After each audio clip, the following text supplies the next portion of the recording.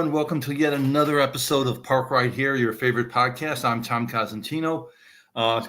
Katrina sent me a message, something about she's lost in Tennessee, so I'm not quite sure what that means, but hopefully she'll find herself and she will get back on the call. But today we've got a very interesting guest. His name is Stephen Greene, and he's writing a comic book or a graphic novel. I'm not sure what the differences are, but I want to say hi to Steve and let him tell us his little stories. Jump on in, Steve.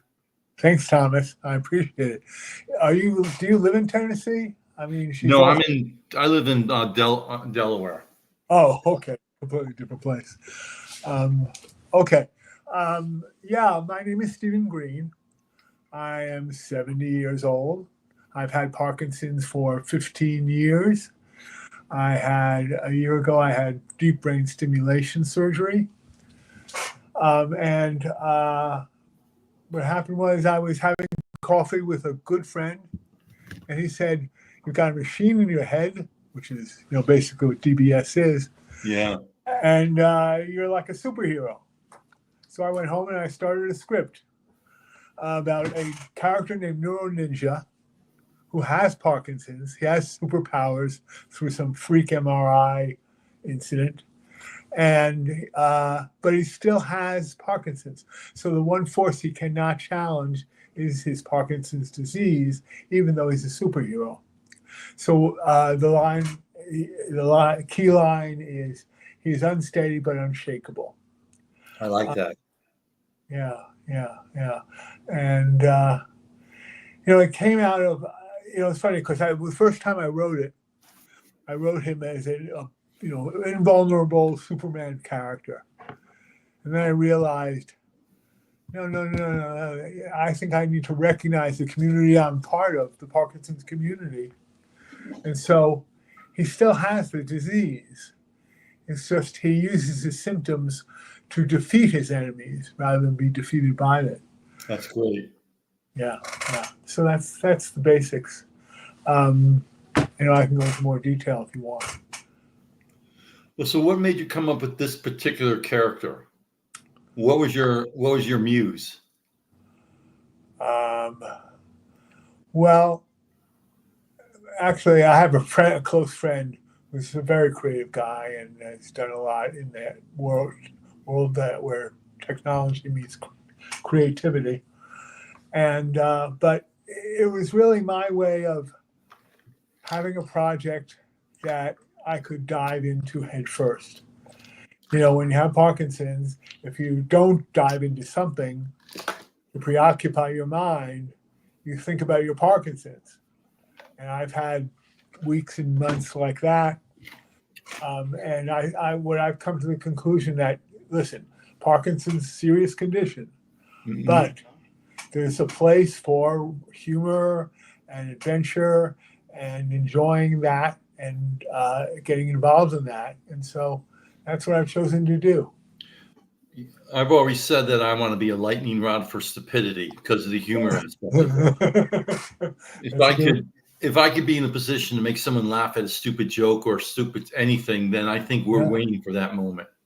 Yeah, I agree. I mean, it's strange because I said, are people going to say you're making fun of the Parkinson's community? I'm not. But there is fun to be had, just being with other people with Parkinson's. I'm in touch with so many people online and offline, and it's gratifying. And I think honestly that everyone who has Parkinson's has a hero story. Some are different than others. Well, I got to tell you my Superman hero story with Parkinson's. Spider-Man. Really? So when I was first diagnosed, I went to see my movement disorder specialist. Yeah. The first time we met, he's going through the checklist. You grow up on a farm, you drink well water, blah, blah, blah, blah. And he says, you ever fall into a vat of acid? And I looked at him and said, no, but as a teenager, I was bitten by a radioactive spider. And I have this crazy spider sense. And he looked at me and goes, Spider-Man? I said, yeah. He goes, why'd you say that? I said, why'd you ask me if I fell into a vat of acid? I said, Doc, this is the money, right here. And he goes, I'm just checking to see if you're listening. And I said, well, I am listening and so was he, because he picked up, when I was a teenager, Spider-Man was my go-to superhero. Sure. I remember in my bedroom, I had a piece of fishing line with a little Spider-Man on a hook so he could spin his web and just go across the room. Oh, cool. Yeah, needless to say, and I say this in the term of endearment, I was a geek. Yeah, that sounds great. It's funny because I'm doing the comic book, but I was not a big comic book reader, although Spider-Man was my go-to as well. So I understand that. With great powers come great responsibilities. Yes. Absolutely. And so I have a bunch of characters in there. I've got a character named Brain Fog, who's a boxer. I've got another character called Misfolding, because the misfolding of proteins obviously causes Parkinson's, but she uses origami to defeat her enemies. Ah. So, yeah. So I try to weave, and I'm trying to weave my story into it as well. I lost my wife to cancer within the first 2 years of my diagnosis. Oh my! And yeah, it was sad, but she was a bright, upbeat person. So in fact, we're going down to the New Jersey shore to memorialize a bench, and we said, what are we going to write on the bench? This is kind of a sidebar, but I know you're big on those. No, we're big on tangents here. So I said to my kids, who are grown, or in their 30s, what should we put on the bench to say? And they came up with, her heart was as big as her hair. She had a large head and hair. I love that. Yeah. So that's what's going on a bench in a park in Lavallette, New Jersey. So, we try to maintain our sense of humor and try to do it in the comic as well. Yeah, because that's what I look at my superpower as being, hopefully make people laugh and use Parkinson's as my go-to card. I was doing a symposium and I had a table outside the meeting area. Wasn't getting a lot of traffic, so I went in the symposium itself at break. I started handing out a bunch of little pieces of information. Yeah. The lady in charge says, we prefer that you don't do that. That was part of the meeting this morning. I said, oh, I'm sorry. I remember you said that, but I've forgotten about it because of my Parkinson's. And she just looks at me and goes, no. Everyone here has Parkinson's. I said, okay, how about if I come up with a better excuse? Yeah, I know. I'm always inappropriately saying, I have Parkinson's, as a joke. Why did I not phone that person or whatever? But it's amazing because when I was first diagnosed 15 years ago, there was no Parkinson's community as far as I can tell. And now it's a very strong community. I know I've been a little over 9 years, and before I was diagnosed, there was a gentleman who lived at the end of the street from us who had Parkinson's, and that's the only person I knew that had Parkinson's. Yeah. Never even wasn't even something that was on my radar. Yeah, I had what was first diagnosed as essential tremor. Same here. And and I looked through all the medical books. What could it be? And I just skipped over the Parkinson's part. So, well, I don't want that, Yeah. Well, there are a lot of us. And so the comic book, what I enjoy about it is I'm hoping that it's going to be entertaining to not just old folks like myself with Parkinson's, but younger folks too. It's pretty wacky. Good. So who does the artwork? Because you got a cool looking shirt on. Thank you. Well, this cool shirt is available on my Kickstarter right now. No, I think that was just a softball question. But the question is, who's the artist? It's a guy in the Netherlands who I found on a site, but he's great. He's really terrific. So he's going to complete the comic book as soon as we're ready. Oh, good. Yeah. So you create the story and the dialogue, and then he takes your ideas and puts them into illustrations.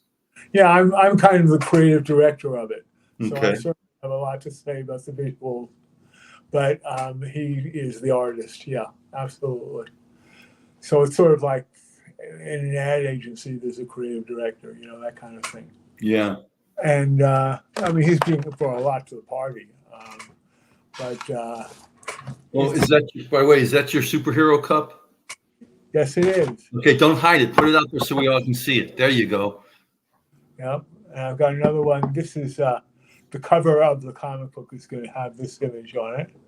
Yeah, we got to do as much self-promoting as we possibly can with that. Okay. Okay. I'll show you another cup that I have. So for a $50 donation on my Kickstarter, you get one of those or you get this shirt. So how do you find your Kickstarter? How do you find it? You just Google your name in Kickstarter? No, not my name. You put Neuro Ninja, spelled like neuro, like neurological, Neuro, and it's same word, capital Ninja. So, and maybe can you put a link on your site so people can find it? Yeah, I'll see if we can do that. Add a link to it. Okay. And I've got a great video on there that's real fun that describes the whole project. But I'm trying to raise $6,000, which is what I need to complete it. And I'm halfway there, which is great. But I have very few shirts left if people are interested. So I think I'm doing this. I'm So you typing go to in Neuro Kickstarter. Yeah. Ninja, Ninja. Yes. One So word. I'm just putting in Neuro Ninja at Kickstarter. Kickstarter. Kickstarter. Yeah. I don't know if you'll find it through Google that way. Well, no, I just put it in the chat box. So it's Okay. Got it. Great. Neuro one word Ninja at Kickstarter. Yep. I have to go on Kickstarter first and do a search on Kickstarter. Sure. But if they want to email me because they can't find it, I'm glad to provide that. Okay, I think this is where technology. Yeah. I gotta get out of the comments section. Okay. Yeah. Find it? Yep, I'm back. Okay, great. So how long have you been working on this so far? A year. Oh, wow. You know what happened was I did it and then I said, no, it's not right. So I stepped away for a couple of months and realized, in a way, he's kind of a projection of my best self. And so I realized I have to be vulnerable, and so therefore he has to be vulnerable to be a superhero. Yeah, Every that makes superhero. sense. Every superhero has kryptonite, right? Yep. So the movie rights are available. So what kind of enemies does he battle?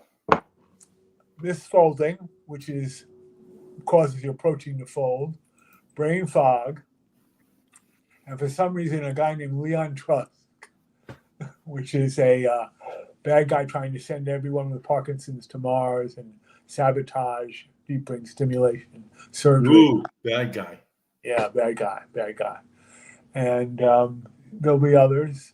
I don't want to spoil everything about it, but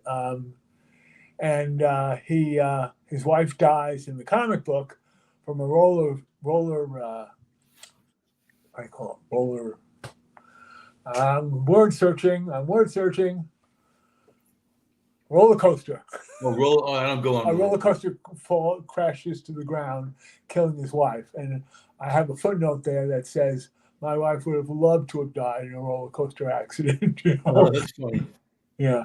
So I'm trying to weave a little bit of my own history into it without getting in the way of the story. And so the final will be like a 32-page classic saddle stitched comic. And that'll be the first episode. And I'll go from there. Hopefully Michael J. Fox will be listening to this podcast. And I'll call him at the end of the show. Okay. You and Michael are tight? At one point I did a little picture of Michael J. Fox's Teen. Remember that movie Teen Werewolf or whatever he played in? Yeah. And I said one of the precursors to having Parkinson's is if you're a teenage werewolf. And I actually got some people don't get it. Some people said that they told me that was very rude, and it was come on, get it. It was funny. Yeah, there's some people who just don't get it. I mean, They say, why do you need a new superhero? Michael J. Fox and Jimmy Choi are superheroes.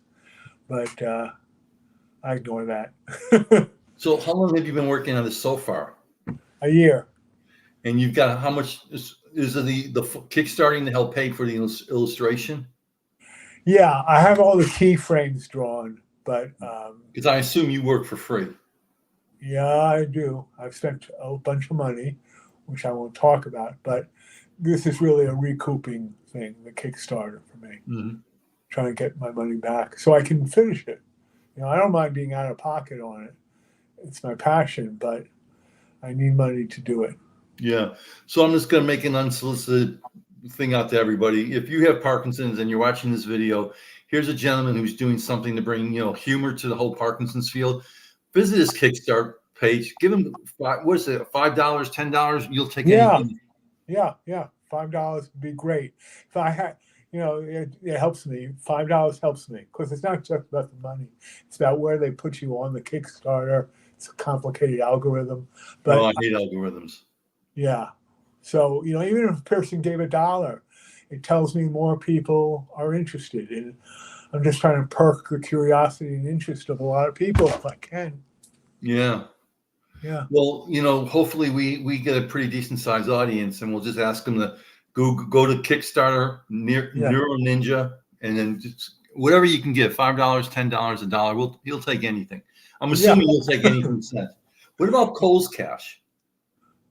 Kohl's Cash? What are you talking about? I don't get the grocery, the clothing store Kohl's. Everybody loves Kohl's Cash. I don't know what Kohl's. I'm not familiar with Kohl's Cash. Well, excuse my ignorance. I won't accept Kohl's Cash. I'm sorry. Travel reward points? No, thank you. Yeah. $1 is good. If I remember, you were quite the hiker too, weren't you? Nope.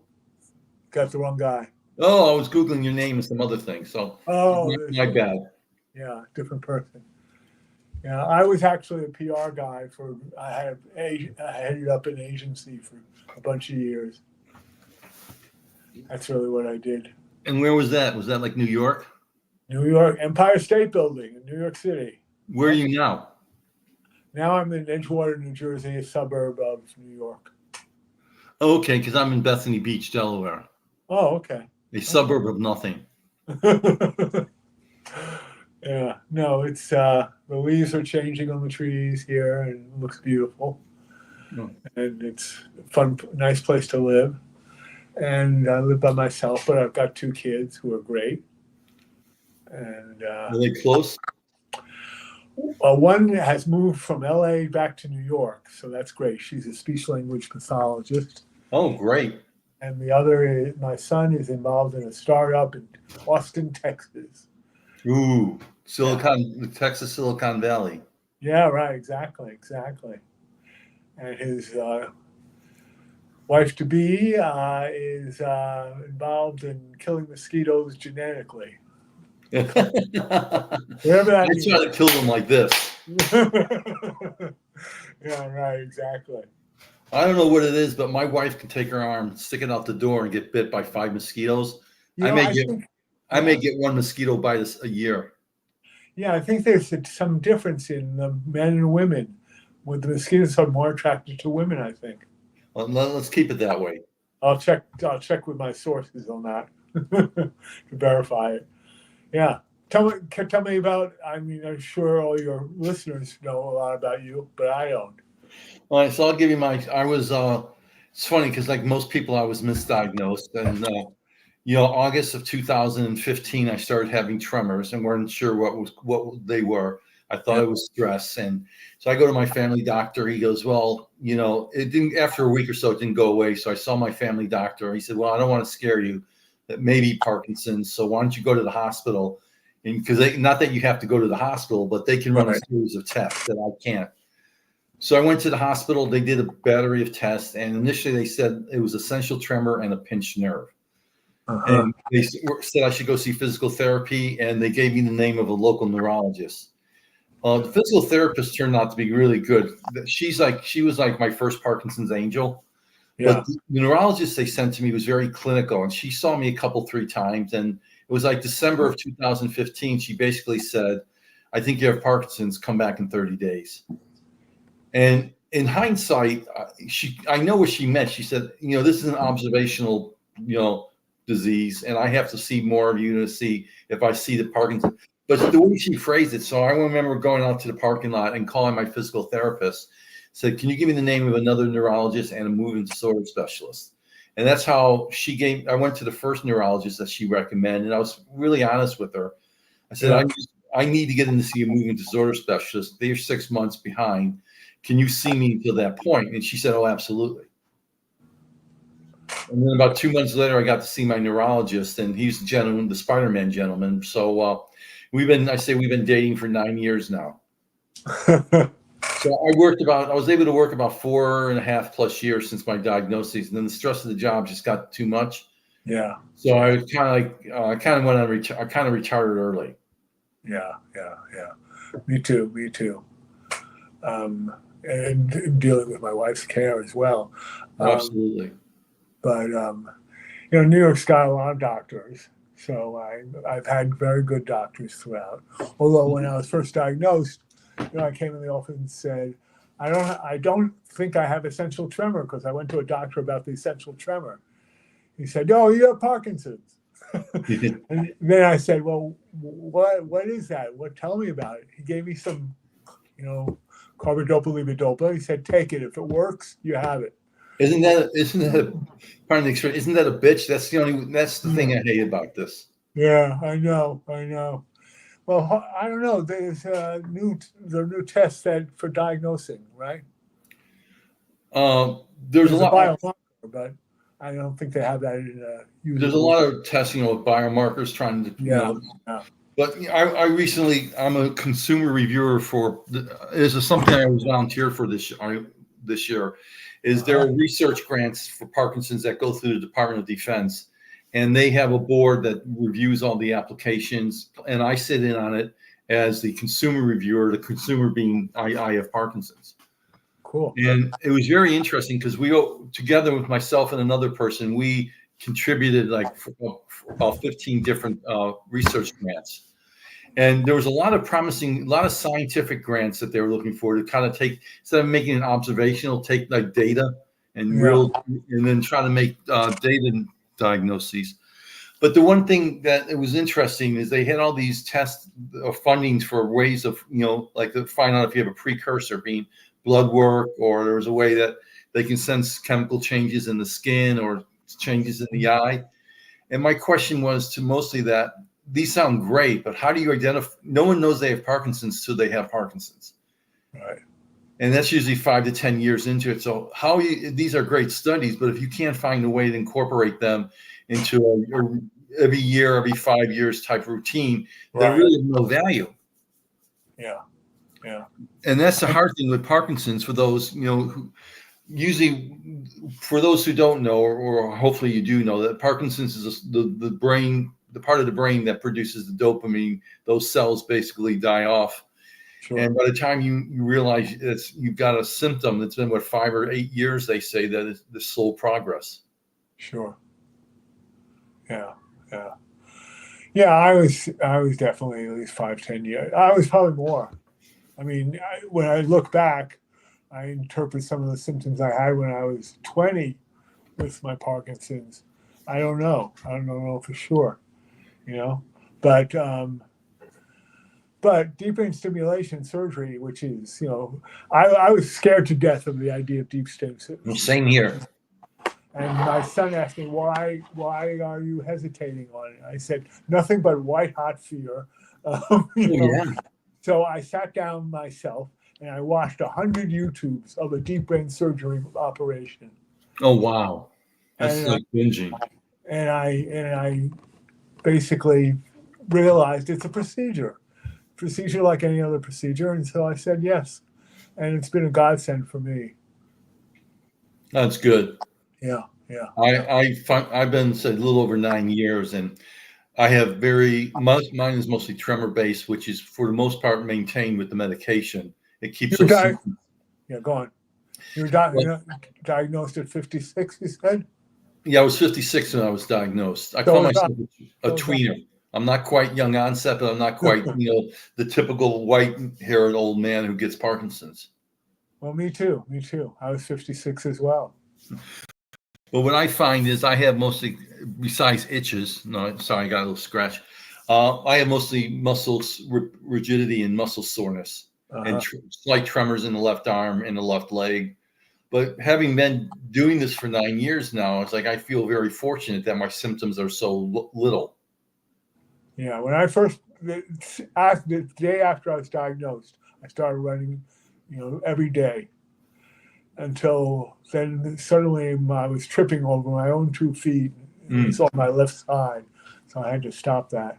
But you can stretch it out if you keep healthy and exercise. Yeah, there's one of my pet peeves is when they say any exercise is good exercise, and that gets me a little. I'm like, well, that's technically true. Doing something is better than doing nothing. But when it comes to delaying the progression of Parkinson's, exercise is high intensity, 40 minutes, 3 times a week or more. Yeah, That's what helps slows the progression. So if you to the medical field, can you just stop saying any exercise is good exercise? Because yeah. like Well, I'm doing exercise, I'm walking my dog around the block. Well, that's great for your dog, but for you, it's not going to do anything for Parkinson's. right, right, right. Yeah, well, I guess they want people to not be afraid to start. Yeah. I think exercise is also a little bit addictive if it's benefiting you, and you want to do more rather than Yeah. less.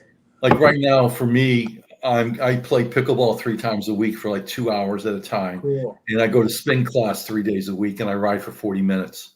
Wow, that's great. That's great. Plus, That's I'm working in yoga and tai chi into the whole thing now. Oh, cool, cool.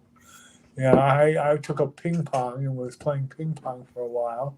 Went to Rock Steady Boxing, did that, and that was great. Rock Steady Boxing was great. I It's did at that for a while. right at the right moment. But I actually box with I have an individual trainer who comes to my home, and so he has me boxing as well. Oh, great. Yeah, yeah. So I'm waiting for the gloves so I can beat somebody up, but no one's offered them to me yet. So Well, we're thinking maybe the Paralympics may start things with Parkinson's patients. Maybe we can start a boxing.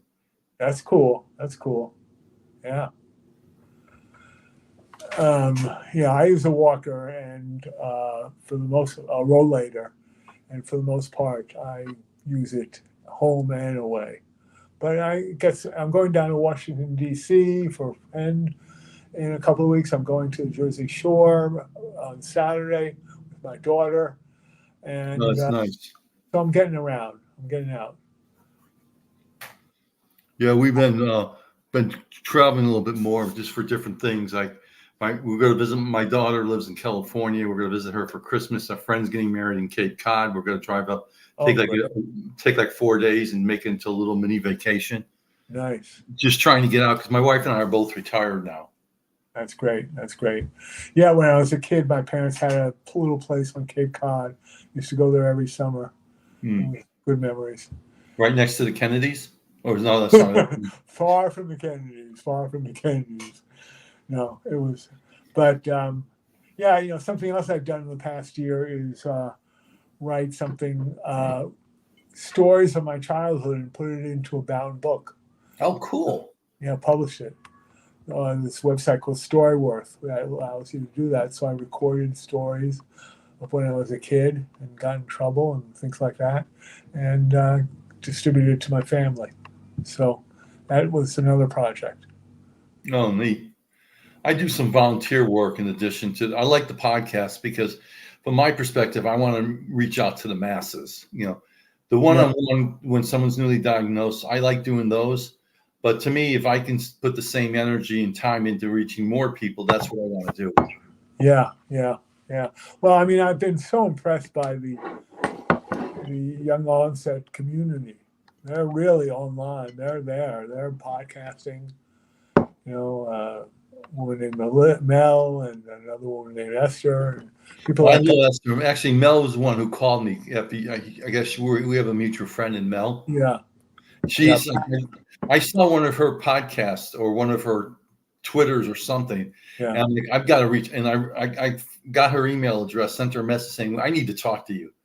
yeah. She And is we all started a about. conversation. She's all about love in a real Yeah. way, and it's really wonderful. Her contribution is amazing. And I was just talking to Esther last night on a local support group that we do on Wednesday nights for a half hour. Uh-huh. That's great. That's great. I find there's so many people out there in the community that's willing to share just to help other people better, better acclimate themselves to this, if that's the right word. Yeah, it's kind of bad word, but normalizing it. This is Normalizing, that's yeah, yeah, yeah, absolutely. So to hawk my Kickstarter for a minute. oh yeah, because all um, about self-promoting. all self promotion, yes, but for a good cause. Yep. Because I need money to get the comic actually created, and so you get this shirt I'm wearing for a $50 contribution, or a mug with my character on it, or this mug, same character, different pose, and so that's my pitch, and I'm about halfway to my goal, which is great. Oh, good. People have been wonderful about it, but I'm really interested in people with small donations, want to give $5 or even $1, because I'm trying to reach out to the community through the comic. I've got a great video on my site, and hopefully you can somehow list the URL on your podcast. That's my whole pitch. There we But, go. yeah, unsteady but unshakable is his motto. I told you that already. So I think that's really captures how a lot of us feel. Yeah. Yeah. Uh, But it's nice to have a superhero out there. yeah, yeah, yeah. I mean, everyone's got, everyone's a hero with Parkinson's in terms of, challenging yourself to, whether it's holding a shaky cup of coffee or it's traveling, you know, there's so many people I've met who have been so heroic about challenging themselves and helping others. So hopefully Yeah. I'm doing that a little bit. It's funny the way we challenge ourselves. Like I bring my wife coffee in the morning, and so far I haven't spilled a drop. I'm like very carefully Good for bringing it to her. you. Yeah. I prepare my own breakfast. I'm the same way. Yeah, absolutely. Yeah. So what else are you working on? Just The comic book has been my full-time thing. okay. Full time. Can you hear me? Yeah, I can hear you. So Okay. when you work with the illustrator, you said it's the Netherlands?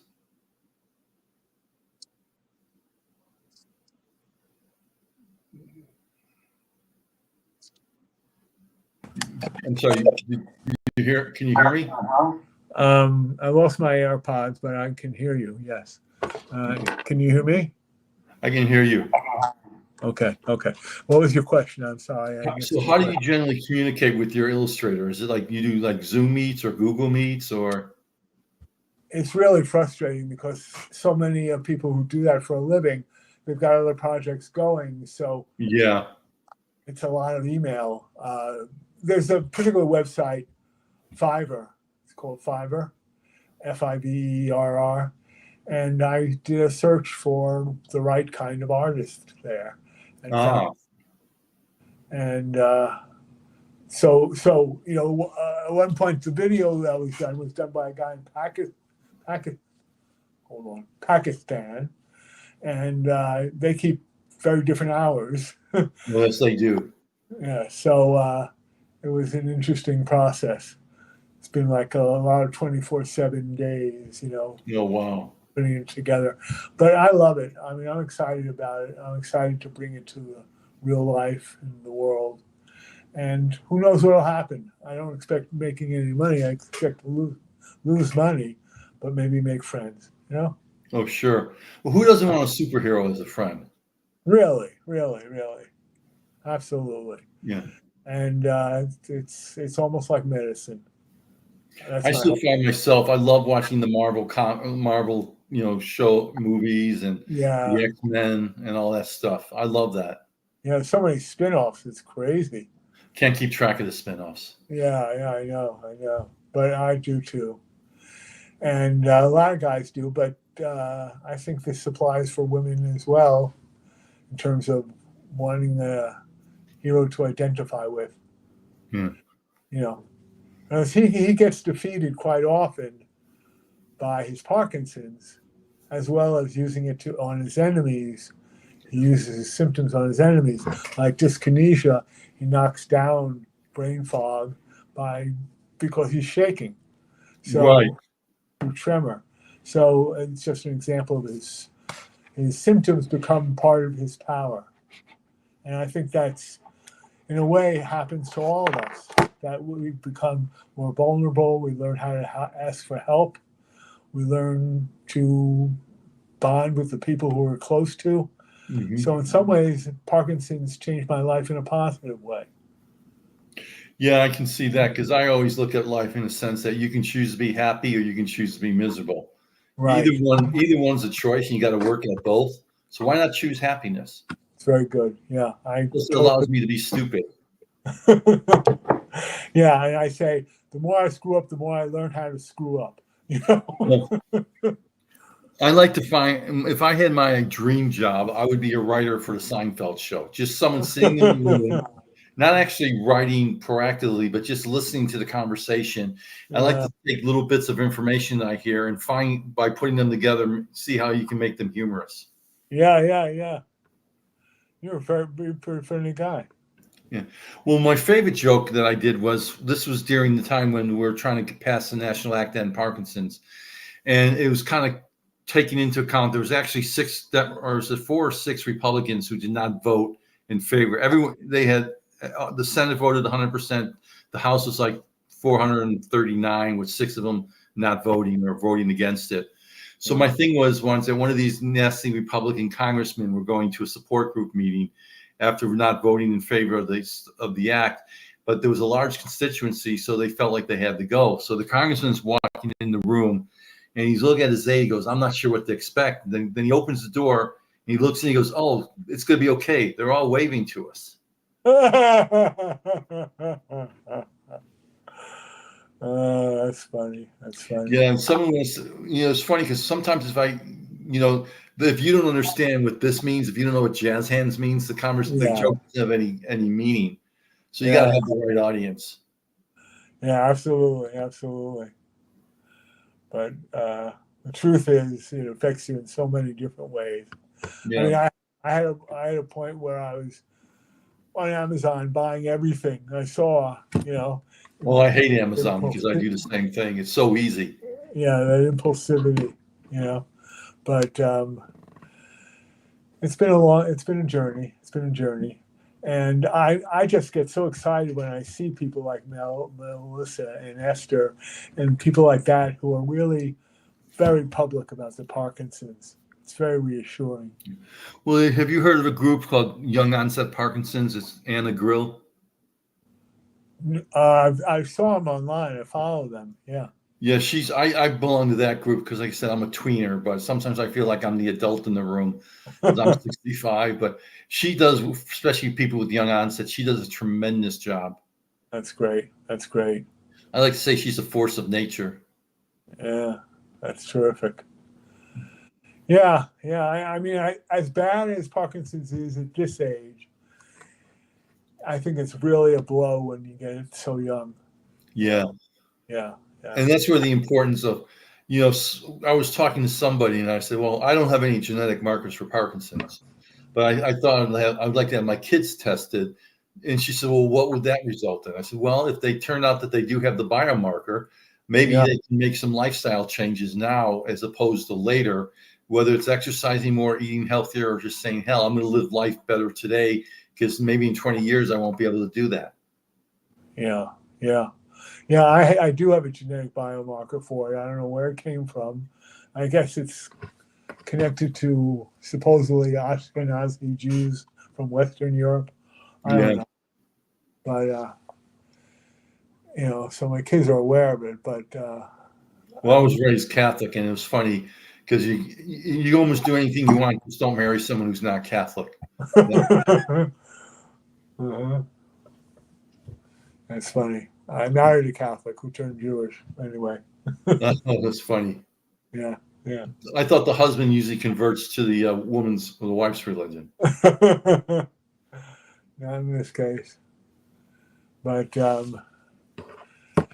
yeah. So it's been a good journey for me, this comic book, and I hope people, if are interested, they can go on Kickstarter and search for Neuro Ninja, and they can make a little donation. I appreciate Well, it. that's great. And I know we started a little bit later today, so I'm going to have to jump off. I got another call in a little bit. Go But I ahead. just want to make one more plug. If you're listening to this, go to Kickstarter, Neuro Ninja, Google it, send them $5, because I know I'll send you $5 today. Okay, cool. Yeah. Thanks. Thank you, Steve. You have a great day. It was a pleasure having you on the You too. show. It's a pleasure being here. Now I'm going to see if I can figure this out. Let's keep in touch. You got it, sir. Talk to you soon. Okay. Take care. Bye-bye. Bye.